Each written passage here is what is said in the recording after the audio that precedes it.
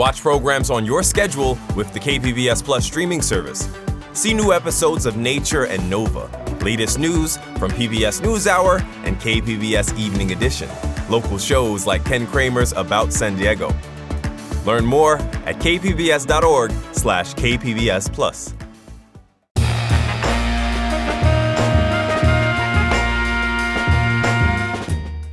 Welcome in San Diego, it's Jade Hindman. On today's show, hear about a community ofrenda to honor the lives lost in the Pulse Nightclub mass shooting 10 years ago.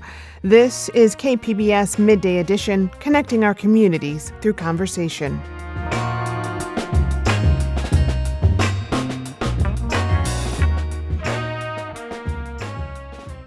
Ten years ago this week, 49 people were killed in a shooting at Pulse Nightclub, an LGBTQ plus space in Orlando, Florida. At the time, it was the deadliest mass shooting in U.S. history. It's a tragedy that continues to affect the community in unimaginable ways. Many are still trying to work through the grief. Others are pushing for gun violence prevention. And now, crews in Orlando are demolishing the nightclub to make way for a permanent memorial. Across the country, many groups are holding tributes of their own.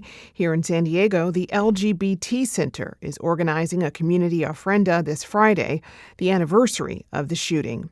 Joining me to talk about it is Gus Hernandez. He's Senior Director of Communications at the LGBT Center. Gus, welcome. Thank you so much for having me. Glad to have you here. Gus, take me back to that day on June 12th, 2026, as you processed the news about the mass shooting at Pulse Nightclub, at 2016, I should say. In processing that shooting that happened back then, what was going through your mind? I know I remember sitting and hearing about the news and just feeling grief over what had happened. What was in your mind? Well, like so many people, I remember feeling a deep sense of shock and heartbreak. Pulse wasn't just any space. It was a place where LGBTQ people, especially Latina people, could come together, feel joy, culture, and safety. In that moment, all that was taken away. And I think what stayed with me most was thinking about those lives behind the headlines, their families, their dreams, their communities. So many young people lost to this senseless act of violence. The shooting heavily impacted Orlando's Latino and LGBTQ plus communities, as you just mentioned, but the impacts were really felt nationwide as well. Talk to me about that. Absolutely. So I was in San Francisco when the shooting happened, and since then I've moved to San Diego. I moved here about 7 years ago. And so the center here in San Diego, the San Diego LGBT Community Center, has held a memorial every year since it happened to honor the lives lost and to come together as a community. It made it painfully clear that anti-LGBTQ plus hate is real, no matter where you are in this country. And that hate often intersects with racism, with xenophobia, with other forms of discrimination. But it also showed us that spaces meant for belonging can be targets. So we've seen incredible resilience in how people come together, and that's how we hold this event every year at the center. Well, since that day, 10 years ago, the U.S. has seen around 80 mass shootings. That is a lot, and that's according to a database from Mother Jones. The most recent shooting on their list was right here in San Diego at the Islamic Center of San Diego, where 3 innocent people lost their lives that day. Reflecting on that pattern of violence, how do we begin to process that? Absolutely.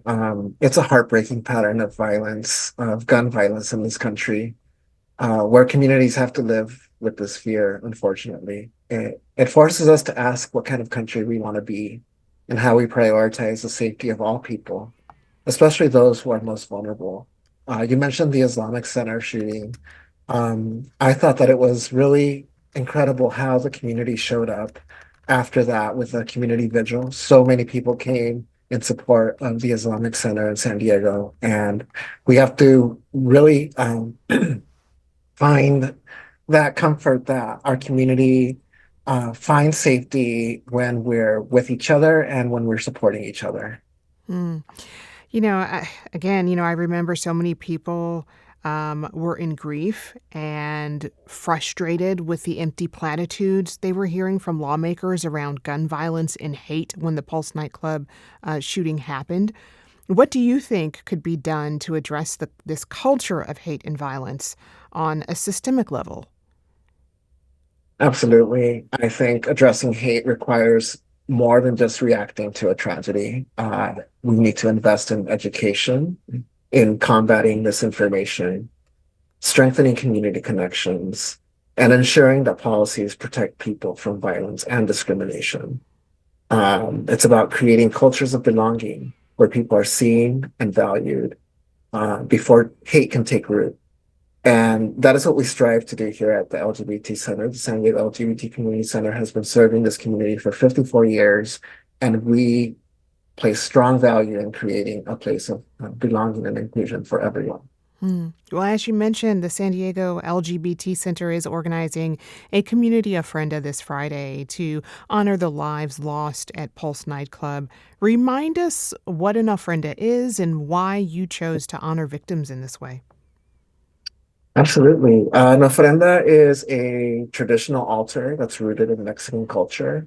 You see them a lot during events like Dia de los Muertos. It's a way to honor and remember loved ones through photos, candles, and often reflecting on the lives of those that we've lost. We chose this form of commemoration because many of the victims of Pulse were Latina, were from our community, and LGBTQ.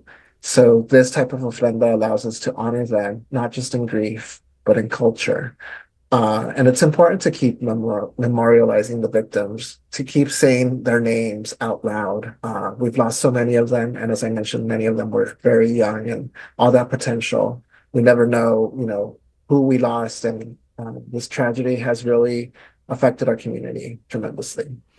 And this is really an example of community togetherness in the face of violence. How does community serve as a respite from tragedy? Creating a safe space and a space where community can gather is so important. We need to show how community can turn grief into healing.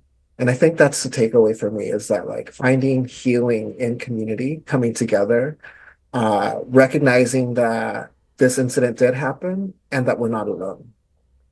Hmm. And how does the center talk about how the center provides a safe space to grieve and support through times of tragedy and grief? You all offer so much. Yes, the center is here for our community in times of grief, in times of joy, in times of celebration, and in times of sorrow.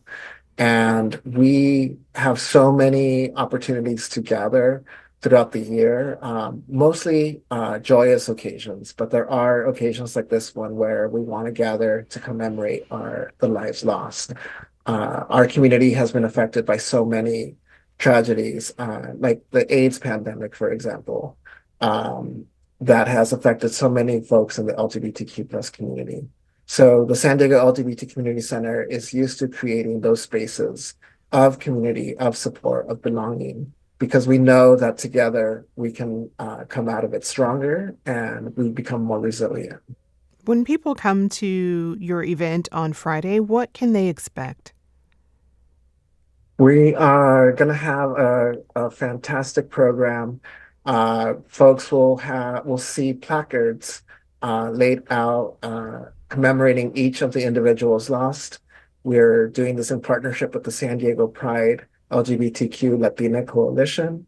And we're going to have a blessing ceremony. We're going to name all the names of the folks who we've lost. And there will be a special performance from the queer choir from Tijuana, the Tijuana Queer Choral. And this is a really intentional space honoring those that we've lost, celebrating resilience, culture, and solidarity. So everyone is invited, and I hope people feel leaving connected, supported, and reminded that they are a part of our community. And we are all community when we show up for one another. And you've been attending this event for several years now. What's the atmosphere like in that space? The atmosphere is somber, it's reflective, and it's empowering. We get to connect with each other and we find support and belonging together. And it's not just, on this day. This is something that you keep going year round. Talk to me about that. I mean, how this event actually builds on community and offers support for folks in that way. The San Diego LGBT Community Center has a dedicated Latino services program. Latino services program has been around for over 2 decades, and we're the oldest Latino services program in any LGBTQ organization that has existed. And so we create programming for the Latino community specifically, and this is one of those events that we're doing in partnership with the Latina Coalition, as I mentioned. But yes, we do programming year round that's reflective of the communities that we serve. We're heading right into Pride season, and we're going to have lots of opportunities for more celebration, but we also have to remember the folks that we've lost due to tragedies like the Pulse Nightclub massacre. Well, Gus, I really appreciate this. The LGBT Center will be hosting their community ofrenda this Friday from 5 to 7 p.m. It will be held at the center's auditorium. You can find all of the details at kpbs.org. We'll also have resources for those looking for support on our website. I've been speaking with Gus Hernandez. He's Senior Director of Communications at the LGBT Center. Gus, thank you again. Thank you for having me.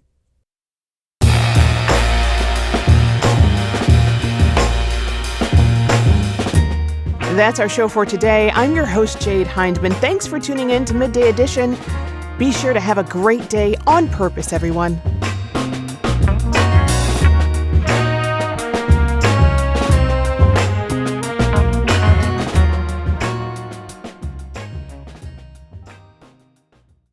Most stories do not start with a journalist. They start with people, noticing when a river runs dry, asking why a school is changing, discovering something new next door. Curiosity is human. Your right to keep asking questions is at the heart of NPR's mission, and we are not going anywhere.